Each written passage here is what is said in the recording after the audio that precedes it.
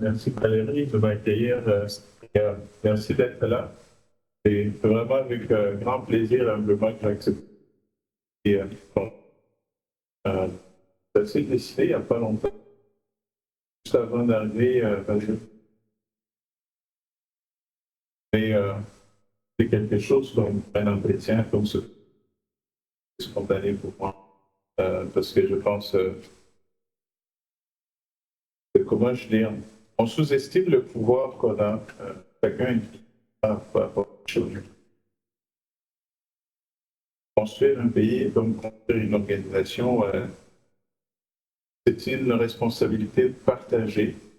Il y a beaucoup de gens, malheureusement, qui renoncent à la pouvoir personnel qu'on a. Chacun à notre plan, à notre niveau, à notre mesure, à notre manière, nous avons un pouvoir transformationnel. Donc l'idée qui est ici, c'est de provoquer un échange, d'ouvrir aussi un dialogue.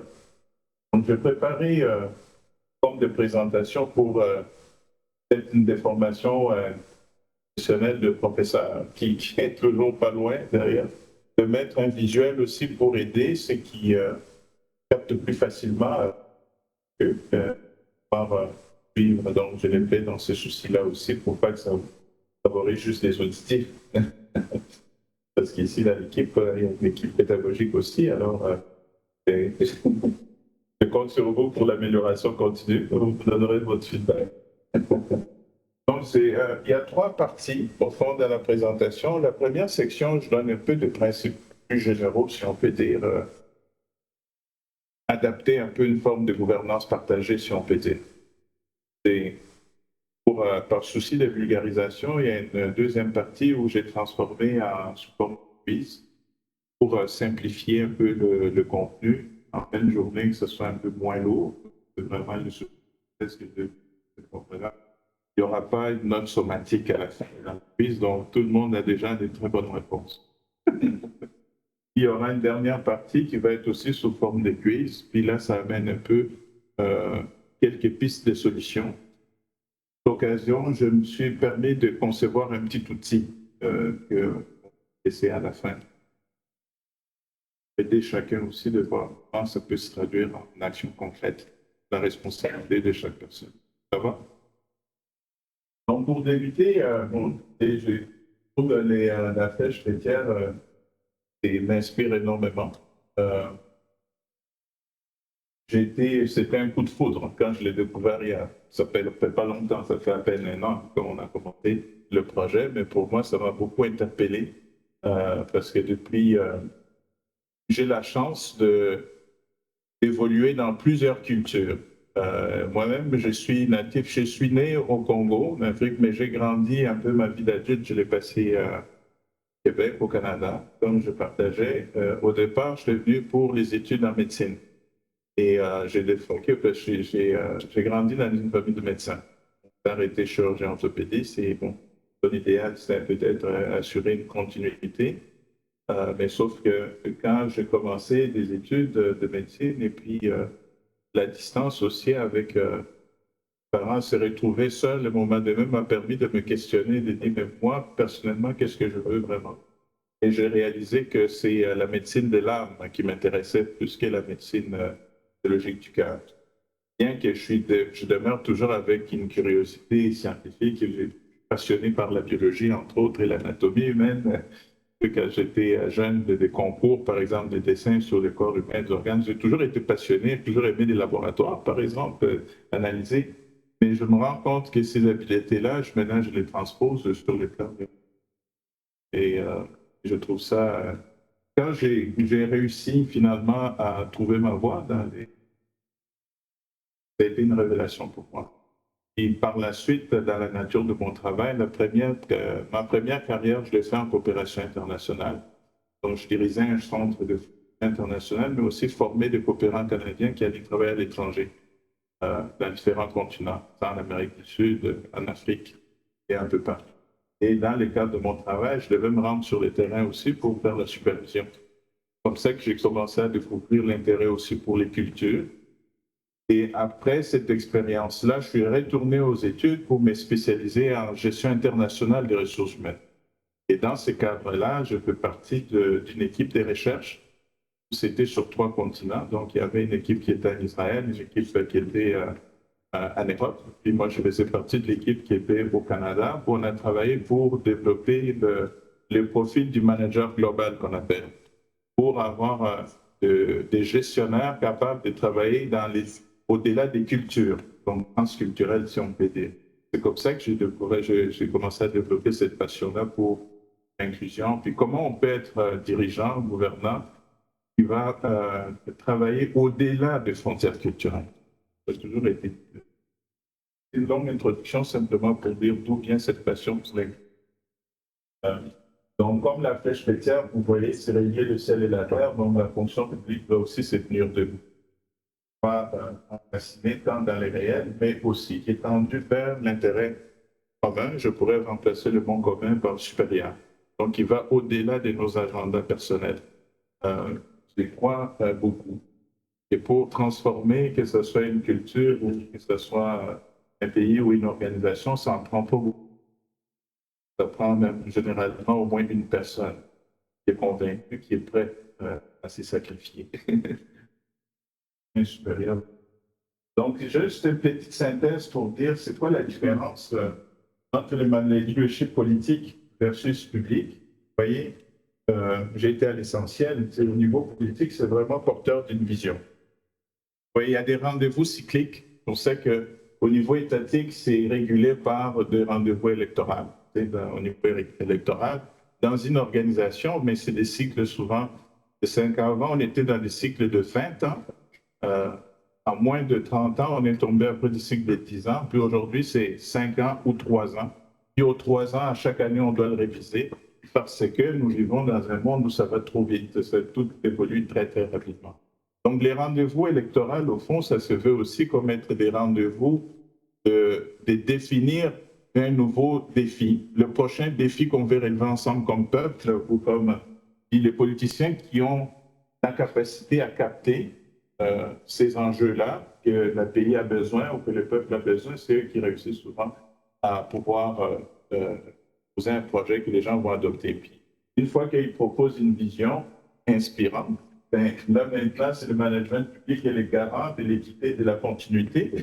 Eux, maintenant, c'est pour pouvoir les déployer. Donc, normalement, c'est le politique qui gère les grandes tensions sociétales, qui les management publics déploient avec neutralité autant que possible, parce qu'ils ne sont pas supposés avoir une couleur politique. Et agir, donc le politique va agir dans la temporalité électorale, alors que le management public est entré dans la durée institutionnelle. Donc déjà, on voit qu'on est dans les logiques très complémentaires. Puis comment activer un leadership transformationnel pour restaurer la confiance, surtout dans les périodes de crise? C'est un grand défi. Donc ça passe d'abord dans le brouillard. Même quand le brouillard est très épais, on a besoin d'une boussole du sens qui guide. Et c'est ça, pour moi, qui est aussi les leaders inspirants, le leadership politique inspirant, que ce soit le leadership managérial. C'est un peu cette phare qui nous éclaire dans le brouillard. Donc, c'est là qu'on a besoin, ça demande de sagesse pour cela. Donc, garder le cap, affirmer les fondamentaux, même dans le brouillard. Donc, c'est les fondamentaux qui servent un peu de ces caps-là. Alors, c'est quoi les fondamentaux? Être capable de maintenir une direction claire et cohérente. Et les défis aussi, même lorsque les enjeux sont mouvants et incertains. Alors, ça, c'est un défi important. Pourquoi? Parce que dans les périodes de crise, les repères souvent vacillent. Ça devient très compliqué, des fois, de rester stable. Les fonctionnaires ont besoin aussi de comprendre pourquoi ils font les choses. Donc, le sens, souvent, est questionné dans les périodes de survie. Parce que quand on traverse une crise, on est un peu, l'instinct de survie prend le dessus. Et on est tendance, quand on est en survie, à se replier sur notre propre intérêt. Donc, ce n'est pas facile qu'on nous appelle à servir un intérêt commun, donc que moi-même, je suis en survie. Donc, c'est tout à fait humain. Donc, il va se créer une tension à ce moment-là, puis on a tendance à se regrouper par instinct de groupe d'appartenance.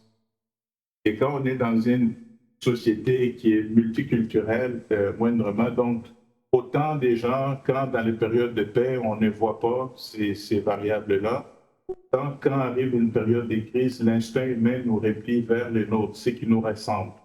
Donc, on va aller. Ce n'est pas du tout. Des fois, on peut coller l'étiquette de racisme ou de ça. C'est partout où j'y vais, c'est l'instinct humain. Il y a le temps où, à l'époque, où on cherchait, par exemple, Ben Laden avant qu'il soit l'ennemi des États-Unis. Avant, c'était au Soudan. Il y a plein de crises. Et en ce moment-là, j'ai été dans une mission au Soudan. Je me souviens, la nuit, il y avait même des traites des humains. On sortait la nuit pour aller racheter des personnes qui étaient vendues vers était dans le mar et la nuit en catimini et tout ça. C'était épouvantable. Et l'équipe dont je faisais partie, un organisme qui est au secours en ce moment-là, c'était une équipe internationale. Et ce qui nous réunissait, c'était nos valeurs humaines. Donc, on allait sauver d'autres humains qui étaient en péril, quelque part. Mais malgré les chaos qui se passaient à côté, en même temps, on voyait la beauté de l'humanité qui essayait. Donc, dans chaque situation, c'est là qu'on voit aussi comment l'humain peut s'élever. Donc, ici, c'est pourquoi c'est important, parce qu'il faut ramener l'essence, rappeler régulièrement les valeurs fondamentales de justice, équité, continuité, accessibilité. Ça, c'est des valeurs, normalement, de service public. Peu importe dans quel pays il évolue, on va toujours retrouver au moins ces 4 valeurs-là fondamentales, puis réaffirmer aussi les priorités des services, même si le contexte politique évolue. Donc, il faut toujours maintenir ces caps-là, créer des plans d'action simples, visibles, particulièrement dans des périodes de crise. Et la posture très souvent adoptée, c'est la clarté dans la communication interne. Donc, selon les rôles qu'on joue, tout le monde devrait garder ça simple le plus possible. Et dans le cadre de la mission de service aux citoyens, et c'est ça qui est comme l'élément unificateur, et nous sommes tous conscients qu'on sert tous usagers, notre principal client. Et dans ces citoyens-là, il y a nos propres familles, nous-mêmes, on fait partie aussi. L'autre point important, c'est que l'écoute n'est pas un outil, mais c'est une forme de reconnaissance. Donc, dans des périodes aussi de crise, l'écoute, on a besoin tous d'avoir des espaces où on se sent écouté. Donc, parce que quand on se sent écouté, on existe. On a l'impression, on a le sentiment d'exister, d'être quelqu'un. Alors, à ce moment-là, les grands défis aussi, si vous avez le privilège d'avoir des responsabilités d'autres humains, il y a aussi la responsabilité qui vient avec, d'abord, de les accueillir par l'écoute. Donc, l'écoute et l'empathie, ça crée la proximité humaine. Placer l'humain au cœur de l'action administrative est essentiel, c'est même pas évident. Parce que c'est dans les climats d'incertitude et de tension, c'est que je réalise, et partout c'est pareil, les citoyens et les collègues ont besoin d'être entendus. Les gens trouvent toutes sortes de prétextes et ça peut devenir très agaçant. Pourquoi? Parce que dans les périodes d'incertitude, on est souvent surchargé, sursollicité. Donc, on devient moins disponible. Alors que les gens, c'est les périodes où on a le plus jamais besoin de gens disponibles. Et la disponibilité, ça passe par l'écoute d'abord. Donc ça, c'est les défis. Comment faire pour créer l'espace de sécurité psychologique pour que les gens puissent se dire? Puis ce qui est paradoxal, souvent, ça va passer par toutes sortes de prétextes. Des fois, des petites demandes de services, des petites questions qui semblent anodines, mais derrière ça, c'est un besoin d'écoute. Et on peut, des fois, l'interpréter comme si les personnes ne sont pas autonomes. Ça peut même nous agacer. Et comment se mettre en place des espaces d'écoute interne, donc par exemple des cercles de parole. Ça, souvent, on va créer des cercles de parole. Ça peut être aussi simple que de s'organiser pour ceux qui peuvent, des fois, de partager un déjeuner ensemble ou un café ensemble, avoir au moins un moment de la journée où on peut se rassembler pour échanger. Pratiquer aussi des entretiens empathiques avec les agents qui sont confrontés à des situations difficiles, même si quelqu'un, les gens ne le réclament pas, mais l'offrir. Et que les gens sachent qu'il y a cet espace-là. Et un canal de dialogue aussi avec les usagers. Parce que les services publics, je ne sais pas ici c'est comment, mais Québec, en tout cas, maintenant avec l'heure de l'IA, partout, ça devient très compliqué de parler à un humain. Vraiment compliqué. Tu appelles, on te renvoie de l'autre à l'autre, puis c'est le robot qui te répond, puis et tu essayes par toutes sortes de moyens de contournement, tu es toujours rattrapé par des robots. C'est comme si ça devient un privilège par l'être humain. C'est très compliqué. Donc, alors ça, c'est important de garder un visage humain. La posture, c'est l'humilité et l'accessibilité. Bien sûr, l'accessibilité est importante parce que les gens sont impatients. Des fois, ils oublient quand même que dans les services publics, on encaisse énormément, mais il y a des limites. On demeure aussi des humains. C'est qui sont surtout très directement avec le public. La capacité à accueillir les critiques sans se refermer, l'empathie, sans fusion émotionnelle, et ne pas prendre des choses personnelles. L'autre point, c'est que l'agilité sans éthique, ça devient de l'opportunisme. Je mets quelques réflexions comme ça. Donc, l'éthique sans agilité, par contre, ce n'est pas non plus idéal. Donc, ici, ce qui est important, c'est que dans les services publics, savoir adapter les moyens dans des situations plus changeantes. Pourquoi? C'est parce que les crises appellent souvent à sortir du cadre. La plupart du temps, comme vous voyez, dans l'innovation au niveau de l'humanité, c'est toujours par les crises. Dans les périodes tranquilles, ici, il y a très peu d'innovations qui se font. Des grands sauts qu'on a fait, même au niveau technologique, au niveau de l'humanité, malheureusement, souvent, c'est durant même des guerres, durant des tremblements de terre, durant des grandes crises. Donc, la crise est un rendez-vous à l'innovation. Donc, ce n'est pas juste une catastrophe, mais c'est une opportunité d'innovation. Alors, souvent, ce qui arrive, c'est adapter les procédures et répondre à des situations urgentes. Et on se rend compte souvent qu'on devient encombré avec des processus. L'opportunité que la crise offre, souvent, ça permet d'alléger le système, puis de créer des choses. Puis des fois, quand on a des contraintes budgétaires aussi, on devient, drôlement, des fois, on devient plus créatif. Alors que quand on a l'abondance de moyens, souvent, on va s'alourdir encore plus parce qu'on compense toujours avec des surplus. Et si les postures importantes, c'est les jugements éthiques dans les choix opérationnels. Donc ça devient difficile de prendre aussi des choix responsables. Gère les biens communs quand même. En période de turbulence, le leader n'est pas celui qui rassure par des certitudes. Ça, c'est important. Pourquoi? Parce que donner l'exemple par ses comportements. Parce que des fois, soi-même, on n'est pas sûr vraiment. On n'a pas toujours des réponses. Alors, là où, peu importe la responsabilité qu'on occupe, il faut être assez humble pour savoir aussi que je n'ai pas de réponse. Et l'important là-dedans, c'est les gestes plus quotidiens. C'est mieux de dire peu, de promettre peu, puis d'agir plus en cohérence avec le peu qu'on dit. Donc, l'exemplarité devient beaucoup plus rassurante que d'essayer de donner des discours qui sont vides. Donc, et ça s'applique à tout le monde. Être le premier à appliquer les règles aussi, plus on est proche du pouvoir, plus on a aussi cette responsabilité de cohérence. Donc, l'alignement entre la parole et les gestes, puis la présence active aussi sur les terrains. Ce que j'ai remarqué partout, c'est pareil. Les gens ont besoin de voir ceux qui sont en responsabilité dans des périodes de plus de crise, alors que souvent c'est le contraire parce qu'on est sursollicité, puis on devient moins présent auprès des gens. Alors qu'une grande partie de notre devoir, c'est d'être disponible et d'être présent auprès des personnes. C'est un défi, par exemple, parce que ça demande dans ce moment-là aux leaders de déléguer plus pour être plus disponible en soin des gens. Donc, devenir des bâtisseurs des liens. Donc, dans un monde d'habitation, le rôle du gestionnaire public n'est plus seulement d'exécuter ses directives, mais devient aussi un acteur d'unité, médiateur et tout ça. Donc, la gestion publique, c'est un tisseur des liens dans la période de crise. Ça, c'est ça qui est le défi, c'est comment on devient spécialiste à créer des liens entre les gens.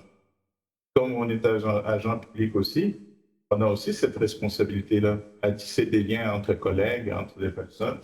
Ça s'applique à ce monde. Donc, clarifier, incarner les valeurs du service public. Pourquoi? Parce que les valeurs d'équité, justice, continuité de service et de transparence, ça ne doit pas rester juste des mots. Je sais que ce n'est pas si simple que ça, incarner dans la période de crise, mais communiquer régulièrement ces valeurs-là pour se rappeler la raison d'être de laquelle nous sommes ensemble. Donc, ça va se traduire souvent par des cohérences éthiques. Choisis exprès de cohérence éthique et non cohérence morale. Vous voyez la nuance entre la cohérence éthique et cohérence morale. Oui, oui, c'est ça. Parce que dans la morale, on peut devenir des donneurs de leçons. Dans la cohérence éthique, ça nous exige plus d'agir en cohérence avec ce que l'on croit. Donc, le courage managérial aussi est important. Et des espaces de parole sécurisés pour les équipes. Donc, la parole souvent va libérer l'énergie.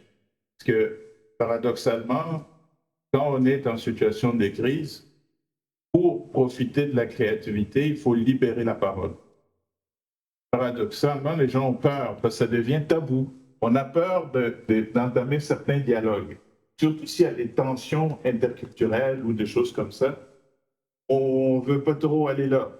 Alors que la créativité loge là, justement. C'est dans la dualité qu'elle est, et se cache l'innovation et la créativité. Si on ne libère pas la parole par peur, tout le monde est perdant. Il faut les plus grands défis pour qu'on évite ça, parce qu'on ne sait pas trop comment créer un espace de sécurité psychologique. C'est ça qu'on a peur, donc on tourne autour. Mais si on crée l'espace de sécurité psychologique, c'est étonnant comment tout le monde désire la même chose. Tout le monde veut la paix. J'en connais très peu. Souvent, c'est des exceptions. On va adopter des politiques ou des choses sur des comportements exceptionnels, au lieu d'adopter plus sur des comportements d'essayer. C'est la majorité qui souhaite souvent la même chose. Mais si on ne libère pas la parole, comment on va identifier ces éléments rassembleurs? C'est difficile. Donc, créer l'espace qui va permettre de libérer la parole. Donc, la sensibiliser souvent des personnes, là je dis gestionnaires, mais tout acteur, donc tout le monde, je crois que, sont toutes leaders. Je remplacerai le mot gestionnaire par leader, et dans ce sens-là, tout le monde est leader. Parce que pour moi, être un leader, c'est une personne qui est capable qui peut contribuer à créer l'avenir. Mais ça, dans ce sens-là, tout le monde a ce pouvoir-là. Donc, des biais de sélection, souvent qui guettent, je vais sélectionner. Qu'est-ce que je vais dire? Mais je vais sélectionner aussi avec qui je vais le dire. Les biais d'affinité, c'est regroupé juste par des gens qui nous ressemblent. Les biais d'autorité aussi ou de confirmation, ça guette souvent dans cette période-là. Proposer des ateliers souvent interactifs aussi sur des biais, c'est étonnant parce que ça les démystifie. Et ça, il faut encourager aussi de mélanger des personnes improbables, souvent. Former aussi des biais aux pratiques inclusives, ça c'est sensibiliser les personnes par rapport à tous ces éléments-là, donc et piloter l'impact citoyen. Ça, souvent, ça va passer par des indicateurs comme internes, comme quelques indicateurs de gestion. Là, c'est plus des éléments plus techniques. Là, je vais vous épargner de ça. On va aller plus, s'il y a des éléments essentiels à retenir, c'est que les gestionnaires publics nouvelle génération doivent incarner une valeur et n'est pas seulement les proclamer. C'est mieux d'en parler moins, incarner, et du sens au lieu d'imposer des consignes. Faire grandir son équipe, pas seulement sa productivité, piloter pour le bien commun, pas uniquement cocher des cases. S'il y a des éléments essentiels à retenir, c'est ce que je dis. Êtes-vous prêts pour un petit quiz? Alors, donc ça, c'est juste avant d'aller au quiz. Heureusement, Valérie est là, elle va m'aider. Contexte de l'écran que j'ai commencé à développer. Je ne connaissais pas ce contexte. Donc, on va aller avec Emmanuel. Là, il est jeté. Oui. Ah, voilà. Ah, il aime mieux la reine de Valérie.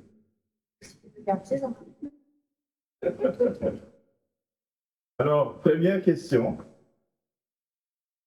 Quel est le rôle principal du leader politique, selon vous? A. Appliquer les politiques publiques avec rigueur. Maintenir l'impartialité du service public. Porter une vision et répondre aux attentes citoyennes. Gérer les ressources humaines, les administrations. B. B. Qui dit B? Oui, leader politique. Et alors, la réponse est effectivement C. Donc, le leadership politique est tourné vers l'extérieur, donc il capte, vous voyez, des aspirations de la population, propose une vision collective, construit des consensus sociaux et arbitre les grandes orientations de la société. Il est soumis à un mandat électoral. Bon. Maintenant, le prochain, en quoi le leadership administratif est-il essentiel à la résilience démocratique? Donc, assure la conformité aux décisions politiques et empêche la contestation. Il garantit la mise en œuvre des décisions dans la durée et avec neutralité. Il change avec chaque alternance politique pour suivre la nouvelle vision. Il contrôle la communication gouvernementale auprès du public.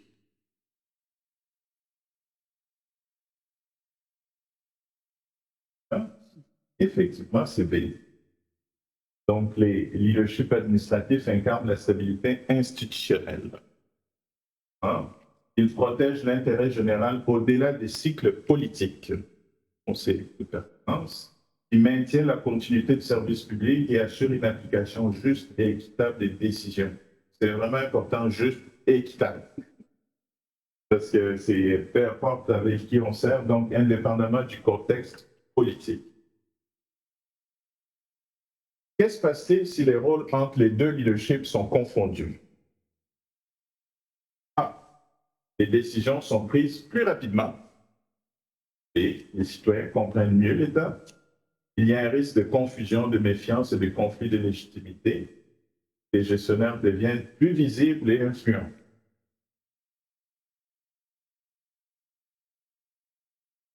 Effectivement, si les gestionnaires adoptent une posture trop politique, si les élus empiètent sur les fonctions techniques, cela va fragiliser la clarté d'eau. Et puis la confiance du public et l'efficacité de l'appareil administratif. Le respect mutuel des rôles est une protection contre les dérives. C'est vraiment. Quel est le lien fondamental entre les leaderships politiques et administratifs? Ils sont en compétition pour influencer les citoyens, doivent collaborer pour assurer une gouvernance efficace, se neutralisent pour éviter les conflits, ou ils se remplacent selon les périodes de crise. Allez, c'est vraiment super. En effet, ces deux formes de leadership sont complémentaires. L'un donne le cap, un projet de société, et l'autre assure les chemins, mise en œuvre, équité, continuité. Donc, la collaboration fondée sur un respect des frontières est clé pour renforcer la résilience de l'État. Qu'est-ce que vous en pensez?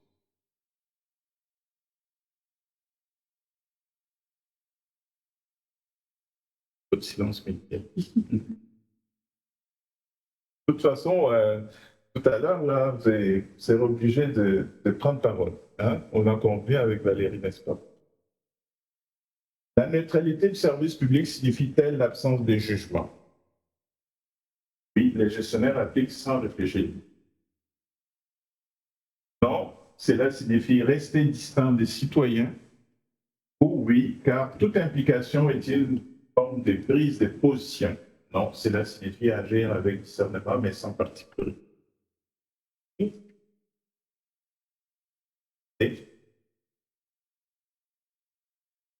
Donc, la neutralité n'est pas une absence d'intelligence ou de conscience. Au contraire, elle implique de servir l'État et tous les citoyens sans favoritisme, tout en utilisant son jugement pour appliquer les politiques de manière juste et adaptée aux réalités du terrain.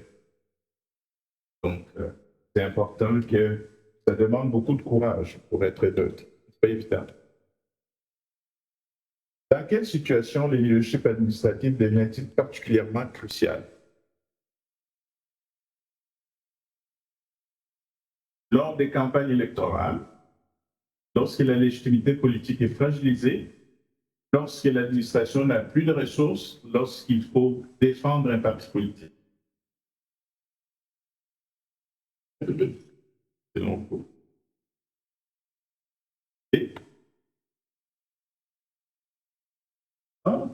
effet, bravo.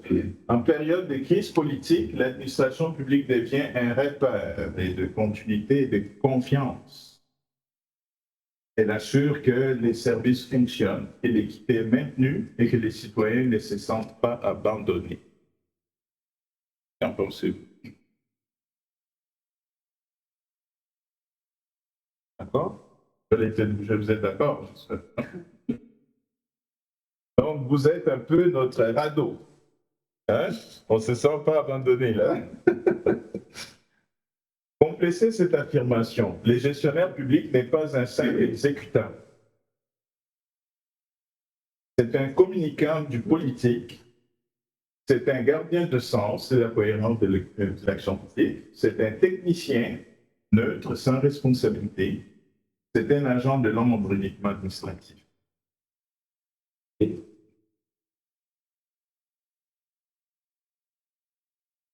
En effet, le gestionnaire public incarne les valeurs du service public. Donc, impartialité, justice, équité, efficacité, il donne du sens aux décisions. Il traduit en action concrète et garantit leur accessibilité sociale et leur cohérence avec les principes démocratiques. J'aimerais vous entendre un peu échanger avant de poursuivre avec le prochain. Quelques commentaires, questions, réactions de ce que je vous ai partagé jusqu'à maintenant.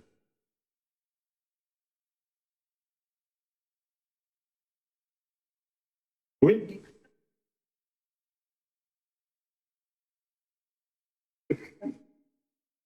Oui.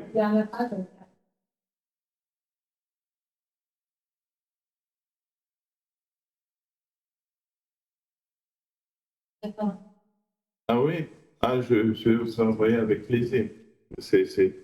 Moi, je l'utiliserai d'une part, parce que je l'ai fait pour vous. Je vais mettre ma petite contribution.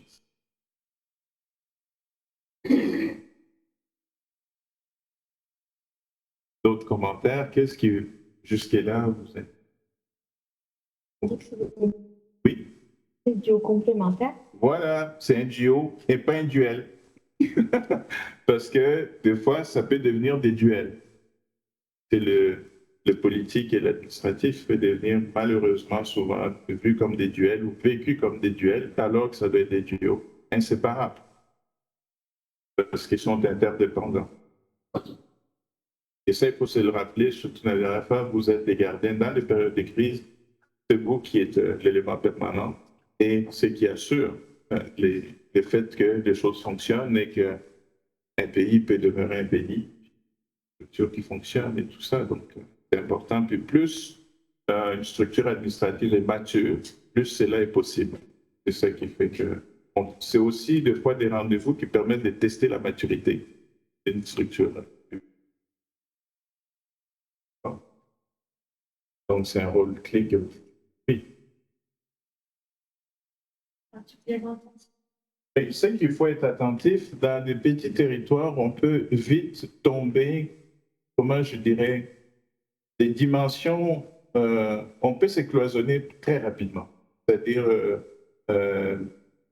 puis le piège aussi même pour l'administratif, est de ne plus être au-delà, on peut perdre la neutralité plus facilement. C'est-à-dire de tomber dans le parti pris. Et ça, c'est le risque que je vois. Je travaille aussi au Québec beaucoup dans des territoires comme des Premières Nations. Souvent, c'est ça qui arrive aussi. C'est embêtant parce que la communauté est très petite. Et assez vite, tu connais tout le monde. Il y a que le membre de la famille de l'autre. Puis, surtout, je travaille avec la police, où c'est les agents de la paix. Donc, eux aussi, ça devient très embêtant dans leur intervention parce que chaque intervention, il sait c'est quelle famille. Et quand j'ai travaillé pour plusieurs années pour le Mouvement des Jardins, c'est une institution financière, alors j'allais souvent dans des régions comme éloignées. Puis là aussi, on avait un problème. On a dû fermer des guichets automatiques, des guichets bancaires de retrait, parce que ça ne fonctionnait pas. Les gens utilisaient ça juste pour les transactionnels. Alors, à un moment donné, quand on a mené une enquête, ce qu'on s'est rendu compte, c'est que dans les villages, les gens ne voulaient pas déposer leurs avoirs parce qu'il voulait pas, parce que la personne qui travaille au guichet, le conseiller financier, il connaissait tout le monde, puis il voulait pas qu'ils sachent qu'ils sont fortunés. Donc, alors, ils plaçaient leur argent ailleurs, puis gardaient juste un petit peu pour les opérations. Alors, finalement, pour nous, ça coûtait plus cher maintenir des succursales là, parce que ça devenait finalement, toutes les banques s'en servaient gratuitement pour des transactions et les avoirs étaient ailleurs. Mais quand on a expliqué ça aux gens, tout le monde était un peu embarrassé parce que là, c'était la tollée, les gens des pancartes, je ne voulais pas qu'on ferme, mais ça commençait à coûter cher. Mais vous voyez un peu les paradoxes des gens. Alors les gens, parce que tout le monde se connaissait, les gens étaient gênés, ils disaient, mais si je mets ma fortune là, quelqu'un sait que bon, mais il y a un peu des avoirs de la famille, puis les gens, bon, bref, c'est les défis. Donc, comment faire pour aller au-delà de ce cloisonnement des appartenances, puis rester au-dessus de la mêlée dans la neutralité. Vraiment, les défis de neutralité est important. Donc, c'est là que ça prend beaucoup de maturité, puis ça prend énormément aussi d'accompagnement pour se le rappeler tout le temps. Parce que c'est humain. Hein? À un moment donné, tu dis, mais un tel, c'est un type, c'est ça, puis on tombe dans le cloisonnement des appartenances. D'autres réactions?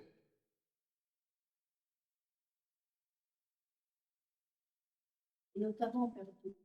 Oui. Parce qu'en période de crise,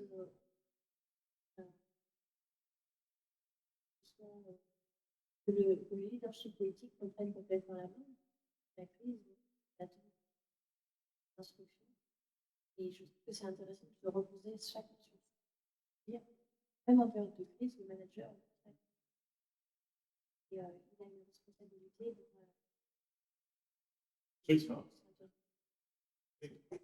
C'est lui qui maintient le bateau à flot. C'est important. On poursuit. Vous êtes tellement excellent, toutes des familles de classe. Donc, là, on va faire un petit quiz sur les biais inconscients, justement, entre élu versus fonctionnaire. Alors, on s'aime tellement qu'on a des préjugés mutuels, n'est-ce pas?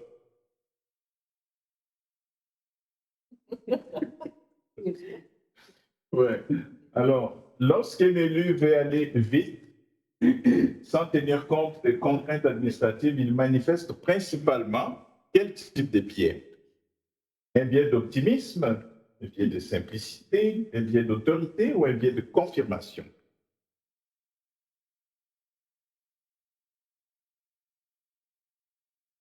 Hein? C'est? Hein? Là, toi, il m'a lâché. Il a besoin de ta main. Non, ça a pu marcher, je prends toute baisse, t'as laissé faire. Ah oui, vraiment, c'est magique. Non? Attends. Ah, non, bah.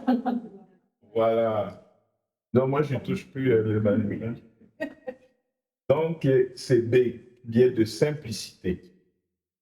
Pourquoi? C'est que les biais de simplicité, au fond, ça repose sur l'idée que toute action publique peut être rapide si la volonté politique est présente. Et ça, c'est un biais. C'est pas vrai. Cela s'est traduit par la croyance implicite qu'il suffit de décider pour que cela se fasse. Et souvent, c'est renforcé par les délais électoraux ou les pressions médiatiques. Vous voyez? Souvenez-vous, c'est un biais de simplicité. Parce que souvent, certains élus ont tendance à trop simplifier et ils sous-estiment la complexité. Je m'excuse pour les deux. Alors, la conséquence souvent, c'est que quand on simplifie trop, la frustration chez les équipes administratives qui sont soumises à des délais souvent irréalistes. Donc, on va augmenter la pression et ça va ralentir les livrables. Ça crée l'effet contraire. Au lieu de l'aider, une pression indue, souvent, ça va diminuer l'efficacité de l'appareil administratif. Il y a des tensions entre logique politique et de rapidité et la rigueur administrative. Parce que le problème, c'est que la logique de rapidité politique, on veut qu'on arrive plus vite, mais après, quand on va commettre des erreurs qui vont coûter plus cher à l'État, on va blâmer après l'administratif. On va dire qu'il est inefficace. Vous voyez? Donc, l'incompréhension mutuelle va s'installer et puis la frustration mutuelle. Puis là, on tombe dans un rapport de force. Donc, l'élu va imposer tout son poids pour certaines personnes au niveau administratif qui vont être un peu identifiées comme des boucs émissaires. Puis en retour, L'administratif, quand il a une chance, mais il va bloquer aussi les systèmes. Donc finalement, tout le monde est perdant. Alors pour y remédier, il faut instaurer des temps de co-construction politique administrative, surtout au tout début. Donc il faut qu'on apprenne à se connaître. Puis aussi, c'est donner un peu un genre d'entente mutuelle, de dire, tu sais, pour voir comment on peut être gagnant-gagnant. Donc, traduire la vision politique en plan d'action réaliste, puis établir des échéanciers partagés. Donc, à retenir, décider, c'est bien, mais faire advenir, c'est un métier. Qu'est-ce que vous en pensez? Chance. Hein? C'est une question. Oui, parce que l'administratif, sa spécialité, c'est faire advenir les choses. La politique, c'est décider. Donc, il y a une confiance mutuelle et un respect mutuel. Parce que si on ne se respecte pas, on peut se nuire royalement. Ça, moi, oui.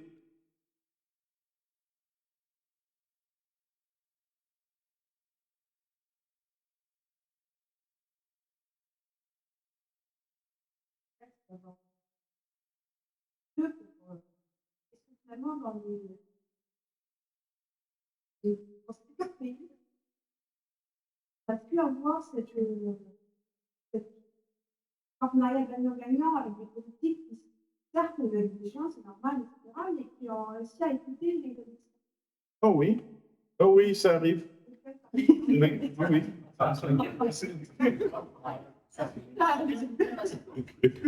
Ça arrive, mais tu vois, ça c'est, comme je disais, c'est comme c'est cyclique là. C'est comme une éclipse solaire. Tu espères que le prochain, tu vas être de ton vivant le voir. Non, je blague. Euh, Ça arrive quand même plus souvent qu'on pense. Mais je vois que ça arrive difficilement de façon généralisée. Ça va arriver avec certaines unités. Tu vas voir, par exemple, un département qui tombe, qui est avec un politique ou un leader qui est responsable de ces secteurs-là.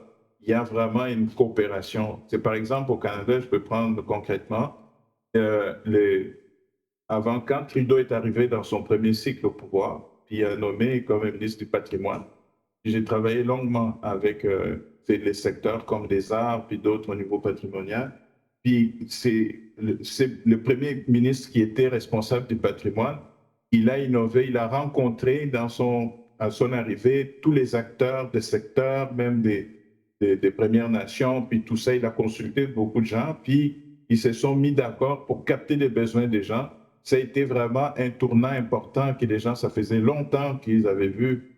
Puis il a adopté des politiques qui ont fait toute une différence. Mais les élections après, c'était complètement autre chose. Donc là, mais heureusement, il y avait quelques acquis qui étaient établis pendant 4 ans qui sont restés. Là, maintenant, tout le monde appréhende avec les élections actuelles qu'est-ce qui va arriver si, par exemple, les conservateurs arrivent au pouvoir. Donc, on espère toujours qu'il y aura un élu qui aura ces réflexes et cette écoute-là. Mais ça arrive. Et ce que je vois souvent, ça arrive selon les secteurs d'activité. C'est rare que ça arrive dans l'ensemble de l'État. Et vous, peut-être avec la taille que vous avez, c'est peut-être possible d'imaginer que ça arrive pour l'ensemble. Ça va? Quand un fonctionnaire pense que cette tribu ne fera pas long feu, inutile de s'investir. Alors, qu'est-ce qu'il exprime comme biais? Un biais d'autorité, biais d'habitude, biais de statut ou biais de simplification?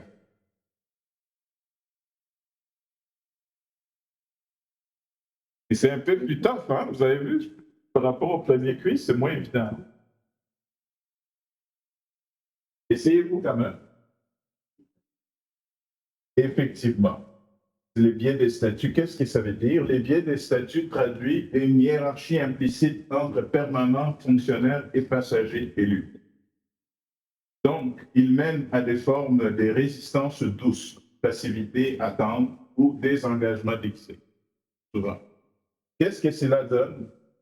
Souvent, c'est la conséquence, c'est l'immobilisme ou rejet systématique des initiatives politiques. Souvent, on va le voir comme du sabotage, mise à distance entre administratif et pouvoir politique. Puis souvent, c'est des occasions manquées d'innover ou d'agir, parce qu'ils sont pris dans leur biais de statut. Pour y remédier, souvent, il faut reconnaître la légitimité du mandat politique, même si c'est temporaire, il est légitime. Il a un mandat. C'est un mandat que lui a octroyé de la population. Et vous, vous êtes engagé aussi des loyautés, peu importe qui est là comme politique, dans la durée qui va être là, vous êtes aussi lié par la loyauté de votre engagement. Il faut évaluer les projets sur leurs valeurs et non sur la personne. Et ça, c'est les biais du statut, souvent, c'est les pièges. On va évaluer selon qui est élu. C'est là que ça peut devenir un piège. Alors qu'on ne doit pas être en fonction de la personne. Mais est-ce que tu as pris la peine d'étudier, d'entendre, d'évaluer son projet? C'est ça là, qui est un défi parce que souvent, quand on a un biais, ça va altérer notre jugement et ça va biaiser souvent l'évaluation. À retenir, ce n'est pas la durée du mandat qui compte, c'est la pertinence du projet. Ça va? Donc ça, c'est important de développer cette éthique-là, cette rigueur-là, d'évaluer honnêtement le projet proposé et non pas la personne. Quel bien un élu peut-il manifester s'il considère que sa proximité avec les citoyens suffit à prendre tous les enjeux, à comprendre tous les enjeux? Est-ce que c'est un biais d'expertise politique, un biais de confirmation, d'échantillonnage ou de cadrage? Donc, il pense que, c'est parce que là, il est proche des citoyens, il comprend et c'est tout. Essayez.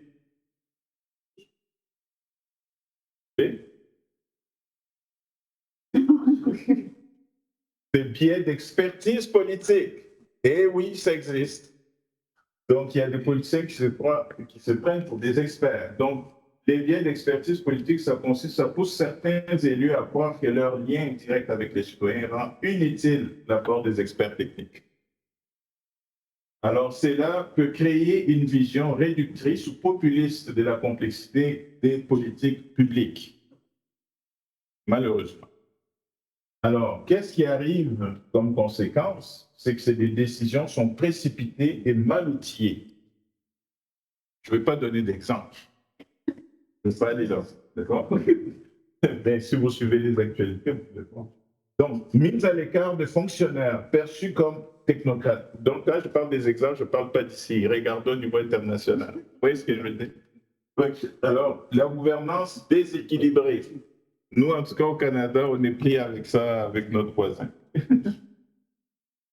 Pour y remédier, co-construire la légitimité politique et technique, puis valoriser les données, l'analyse d'impact, et puis la faisabilité, puis travailler en binôme élu-fonctionnaire. Donc souvent, ces biais-là font des dégâts énormes, parce que souvent, on va prendre des décisions.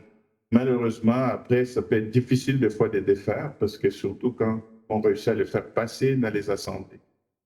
Puis tout ça, puis que c'est entériné après, il faut vivre avec, des fois pendant des générations. En retenir, l'écoute citoyenne donne l'élan, l'analyse technique donne l'atterrissage. Ça va? Qu'est-ce que vous en pensez?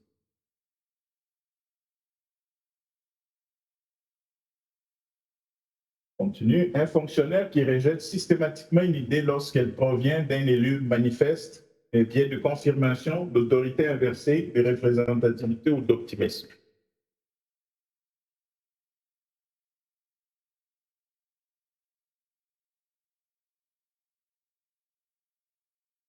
Effectivement, c'est A et B. Confirmation et autorité inversée. Les biais de confirmation, au fond, c'est que les fonctionnaires interprètent la proposition en cohérence avec une croyance préexistante. Les idées des élus sont irréalistes. Ça, souvent, malheureusement, il y a beaucoup de fonctionnaires qui pensent comme ça. Les biais d'autorité inversée, c'est qu'ils discréditent la proposition uniquement parce qu'elle vient d'une autorité politique. Ça, il y a beaucoup de ça, vraiment. Il suffit qu'il vienne d'une autorité, tout de suite, c'est comme. Et les conséquences, souvent, c'est que la fermeture à l'innovation et la défiance mutuelle accrue, parce que là, l'élu aussi va être bloqué, parce que lui, son temps est limité. Donc, il a pris des engagements quand même auprès des citoyens, puis là, il ne peut pas les réaliser. Puis les climats de méfiance et de mépris vont s'installer. Pour y remédier, donc, évaluer les idées sur leur mérite, pas sur leur provenance.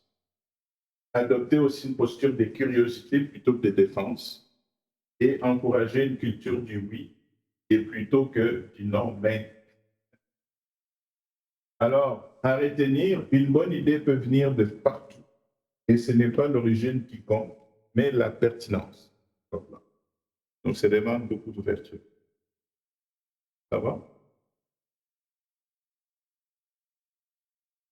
Dans une situation de crise, les fonctionnaires refusent de faire des propositions de peur d'être vus comme politisés.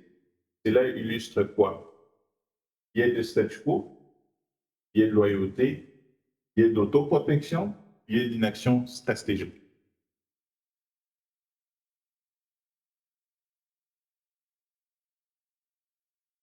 Et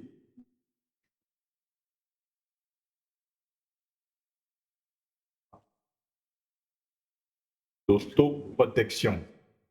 Donc, on va refuser pour se protéger. Les biais d'autoprotection apparaissent quand des agents publics préfèrent se taire pour éviter d'être perçus comme sortant de leur neutralité. C'est une confusion.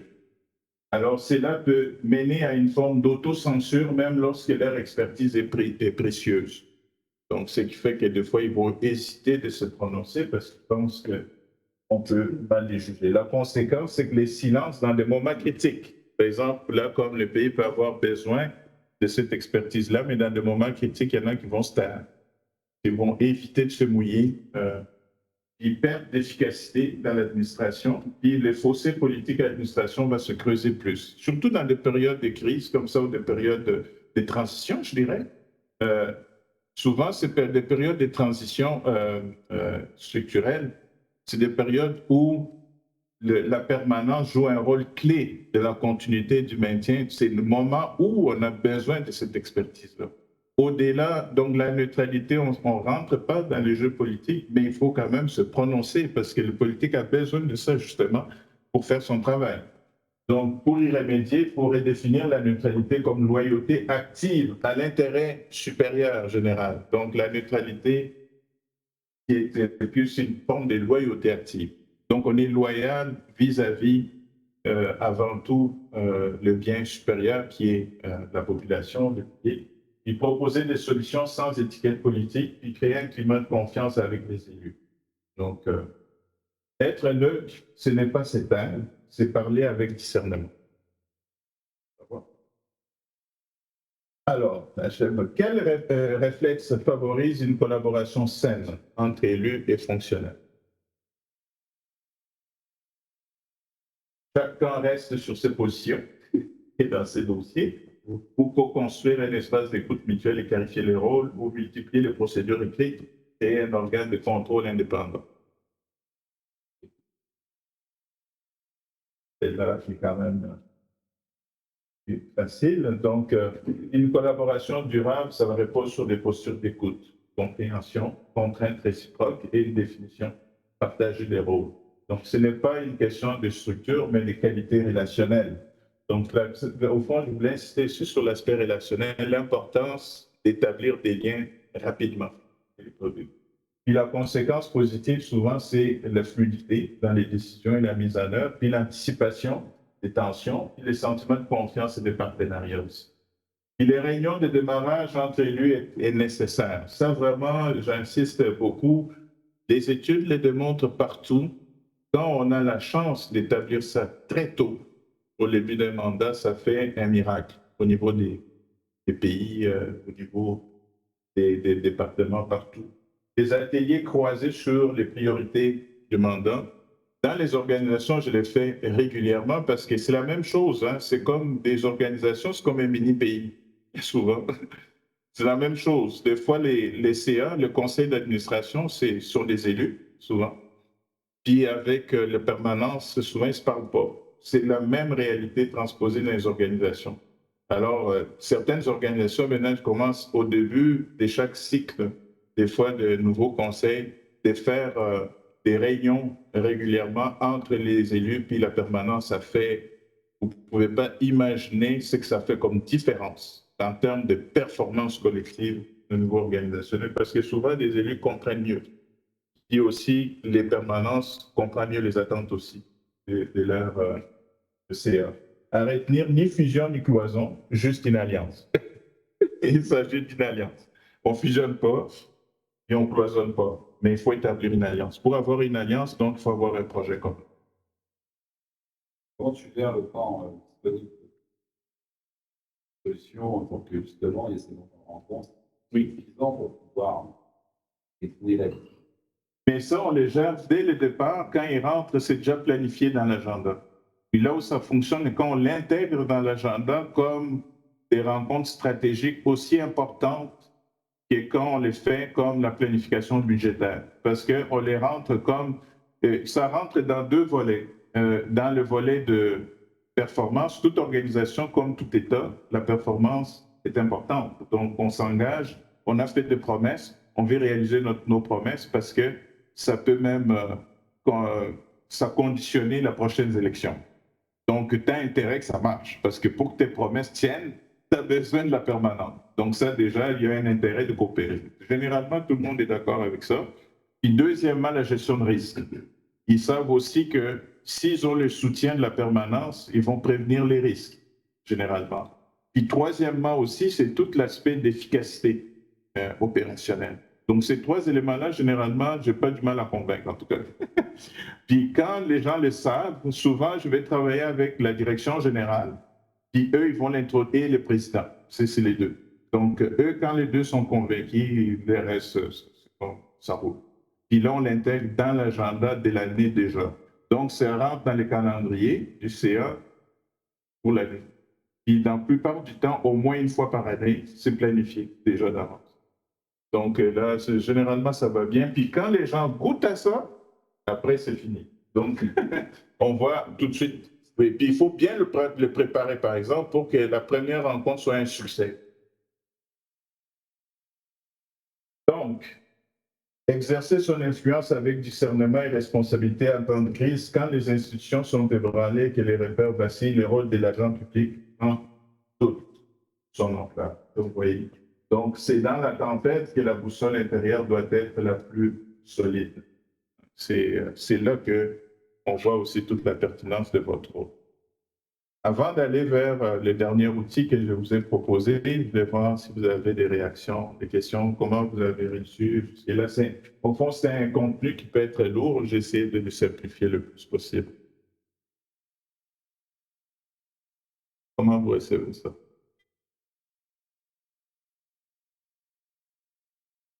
Qu'est-ce qui vous a interpellé jusque-là,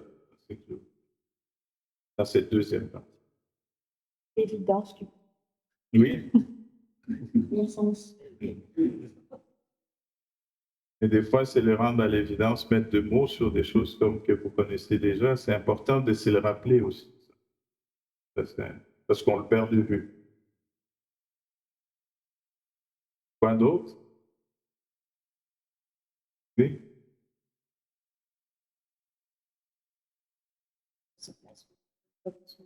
Absolument. Vraiment dans l'interdépendance. Et l'importance des groupes. Oui. Il y a certains, c'est pas évident. Oui. Ah oui, nous portons beaucoup de biais. Vraiment. De deux côtés d'ailleurs. Ouais. C'est très important. C'est pour ça que je vous ai préparé un petit outil. Je fais une photocopie tantôt, je vais vous le donner. C'est l'autorité d'un agent public ne vient pas de son pouvoir, mais de sa capacité à se tenir debout avec lucidité et loyauté. Vous voyez? Dans les moments où la démocratie a besoin de repères stables, c'est là que votre rôle devient crucial. Donc, 5 pratiques essentielles pour naviguer avec intégrité, efficacité, impact. Je me suis amusé à créer un petit outil avec 5 mots-clés. Donc, clarifier son mandat, ses marges de manœuvre pour connaître ce qui relève de sa mission administrative et puis oser aussi poser des questions, parler avec loyauté, neutralité, puis cultiver l'alliance avec élus. Donc, je vous partagerai ça. Donc, l'outil que je vous ai proposé s'appelle PEACE, 5 lettres. Le P comme positionnement clair. Souvent, on sous-estime l'importance de se positionner. Donc, vous aussi, il y a une dimension aussi stratégique dans votre rôle pour savoir se positionner. je vais l'expliquer tantôt. Le 2, c'est les E, c'est éthique de parole. Donc, ça, c'est vraiment important d'avoir une parole éthique. L'alliance stratégique à établir, la conscience de ses biais et finalement l'engagement courageux. X. Facile à retenir, vous pourrez l'appliquer par la suite. Donc, qu'est-ce que ça veut dire, positionnement clair? Ça veut dire c'est situé avec lucidité dans un contexte complexe. Quel est mon rôle? À quoi je sers en ce moment? Donc ça, c'est peu importe, il n'y a pas un rôle qui est moindre qu'un autre. Peu importe le rôle que l'on joue, il faut savoir valoriser, reconnaître l'importance de son rôle, parce que chaque maillon est important. Nommer sa mission, ses limites, ses responsabilités avec précision, parce que chaque personne a une mission. Par exemple, j'ai fait une mission une fois dans la période où il y a eu une guerre en Côte d'Ivoire. Il y avait une crise totale. Puis là, les expatriés ont dû quitter d'urgence, sont partis. Puis là, c'était un organisme, ça faisait presque de 40 ans, elle était là, établie. Puis donc, le conseil d'administration, tout le monde, tout était shut down. Donc, les employés n'avaient plus de paye, il n'y avait rien. Puis le siège social, c'est un organisme d'origine française. Donc, c'était la majorité, c'était des Français qui les géraient. Donc, ils ont quitté d'urgence, l'armée est venue les évacuer. Alors, l'un des présidents me connaissait, qui était de cette époque-là, il m'a contacté. Il dit, il faut vraiment que je te voie. Puis c'était délicat de se parler au téléphone. Il dit, prends le premier vol, viens-t'en à Paris, puis il faut qu'on parle. Donc, je suis allé le rejoindre. C'était là à Paris, je l'ai vu, puis il m'a exposé la situation et il a dit, est-ce qu'il accepterait une petite mission d'urgence, vite fait, une semaine. C'était dans une banlieue, une banlieue d'Abidjan. Et il m'a expliqué tout ça. Il dit, mais toi, l'avantage, c'est que tu es une minorité invisible. Fait que là, ça faisait quelqu'un qui arrive avec une tenue de camouflage.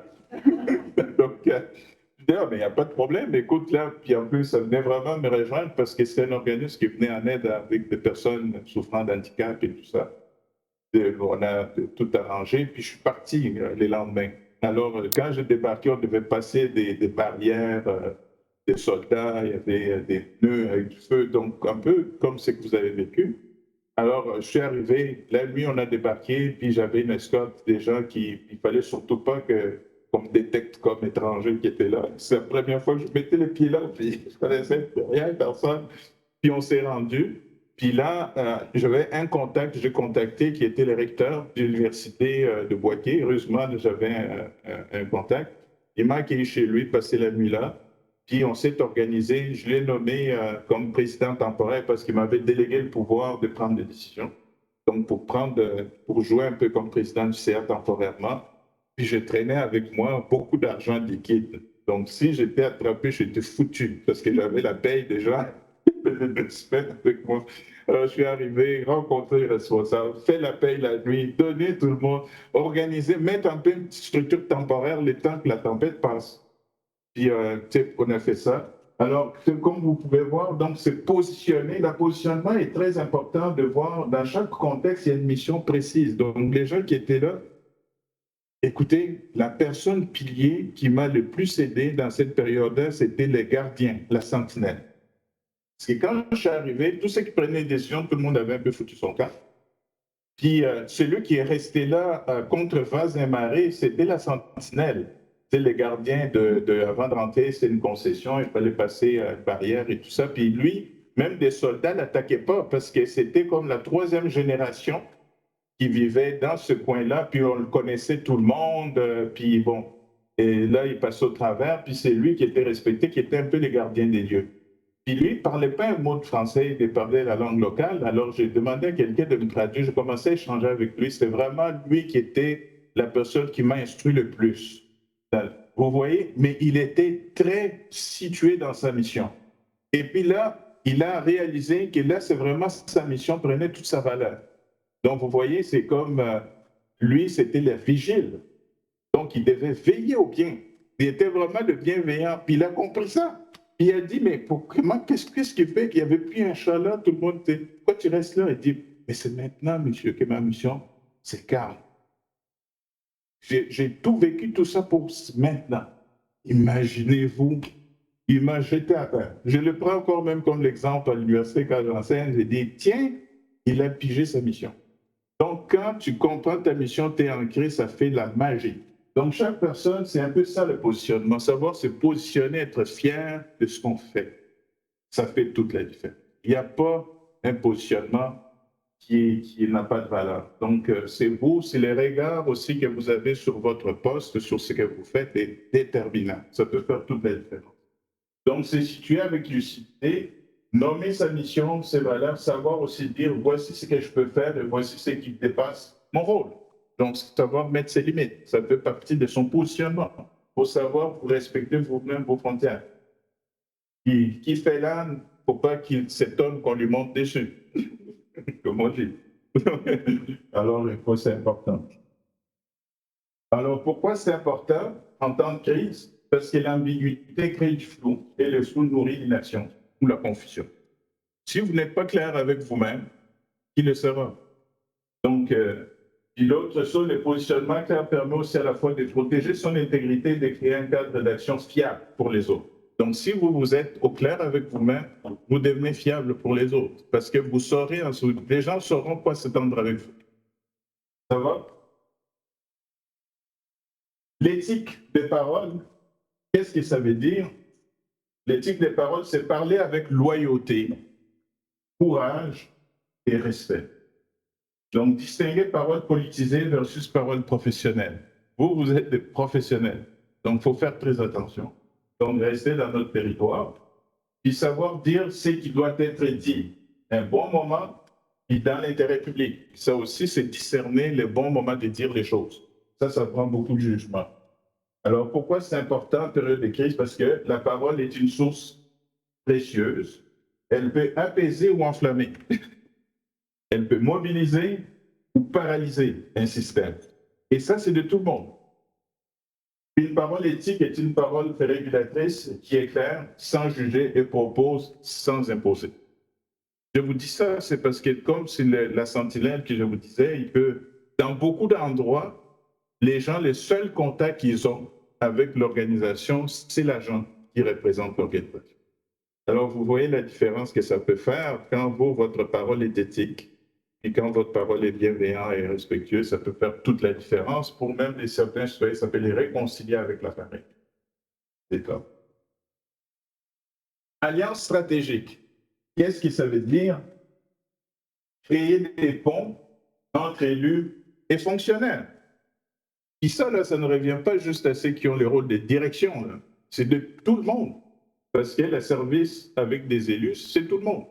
Il y a des élus, c'est vous qui êtes la personne stratégique parce que c'est vous qui possédez le dossier et qui vous correspondez avec l'élu. Reconnaître la complémentarité de rôle plutôt que la rivalité et bâtir des espaces de dialogue stratégique, même sous tension. Puis ça va au-delà des titres. Ça va vraiment de prendre conscience que dans ton rôle, que tu sois au secrétariat, que tu sois une personne qui est à l'accueil, quand on parle avec l'élu, mais vous êtes le partenaire stratégique aussi pour l'élu, pour lui permettre de réaliser et vice-versa. Pourquoi c'est important en période de crise? Parce qu'aucun acteur public ne peut affronter une crise seul. Impossible. Et l'Alliance est un levier d'intelligence collective, de cohésion, de cohérence et de légitimité démocratique. Donc ça, c'est ça l'Alliance stratégique. Conscience de ses biais. Donc, qu'est-ce que ça veut dire? C'est identifier ces automatismes de pensée. Nous l'avons tous. Défiance, jugement rapide, défensive. Ça, j'insiste surtout avec même des collègues. Ça, c'est moi-même, c'est d'abord les défis des biais, c'est d'abord avec des collègues immédiats, les gens avec qui on interagit au quotidien, c'est là souvent que ça se manifeste. Donc, déjouer ces biais politiques et institutionnels, souvent, ça va freiner beaucoup la collaboration. Suis-je encore en train d'évaluer ou je suis objectif? Il faut toujours se poser ces questions-là. Puis s'entraider entre collègues, dit, on peut utiliser l'humour, mais pour se rappeler, des fois, quand on voit l'autre, c'est plus facile de le voir chez les autres. Alors, pourquoi c'est important? Parce qu'il y a l'urgence, le cerveau a tendance à simplifier. Il va prendre des raccourcis. C'est à ça que servent les biais. Donc, à ce niveau-là, pour être efficace, on peut prendre beaucoup de raccourcis. Puis la conscience des biais va permettre de ralentir pour mieux discerner aussi et d'éviter souvent des erreurs qui sont coûteuses. L'engagement courageux, ça veut dire agir malgré les zones d'incertitude. Ça aussi, c'est comment on peut faire, même si les choses ne sont pas claires. Y porter la voix à l'intérêt général et l'intégrité dans la période de crise en particulier. Donc, l'engagement en temps de crise demande plus que des compétences, ça va exiger souvent un courage moral. Donc là, vous voyez, j'ai mis le mot moral exprès par rapport au mot éthique, parce que le moral ici, ça vient toucher l'aspect collectif. Donc, c'est important. C'est ce qui distingue un simple exécutant d'un acteur transformationnel. Donc, nous tous, peu importe le poste qu'on occupe, on peut jouer le rôle transformationnel. Alors voilà donc ce que je voulais vous partager. Le PEACE, ce n'est pas seulement un acronyme, c'est une posture à adopter. Celle d'un agent public qui, face à la tourmente, choisit de rester debout, clairvoyant, loyal, régulier, lucide et profondément engagé au service du bien. C'est aligné avec ça. Merci de votre attention. Donc, si vous voulez un échange, je suis en